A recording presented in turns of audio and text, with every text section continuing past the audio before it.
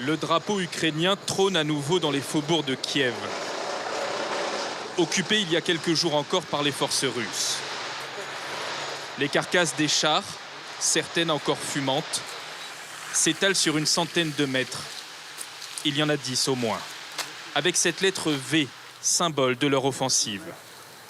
Figée sur cette petite route de campagne, à une vingtaine de kilomètres de la capitale. On les a eus. Cette femme veut aujourd'hui voir de ses propres yeux le recul de l'armée russe. De nombreux soldats ont péri ici, carbonisés dans leurs blindés. Enfoirés. Vous nous avez attaqués et vous êtes morts ici. Vos tombes resteront là à jamais. Vous n'êtes pas des humains, vous êtes venus sur nos terres pour tuer des femmes et des enfants et pour tout détruire. Des villageois terrorisés qui viennent embrasser ceux qui les ont vaillamment défendus. On les a enfin libérés. Cela a duré 4 jours. On est très fiers d'eux et heureux de les voir. On les aime. C'est à nous de prendre soin d'eux maintenant. Les combats ont été féroces autour de ce village. Des bombes de plusieurs centaines de kilos sont même tombées dans les jardins en pleine nuit. Bienvenue. Ma maison est juste là-bas. C'était 2 heures du matin, j'ai entendu l'explosion.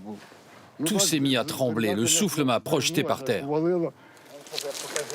Ce retraité, l'un des plus anciens du village, nous affirme que les soldats russes lui ont même demandé des cigarettes, car certains d'entre eux ont dormi là quelques nuits, dans ces maisons inoccupées, comme celle d'Igor, qui peut enfin revenir chez lui. Voilà tout ce que les Russes ont laissé derrière eux. Ce sont des animaux.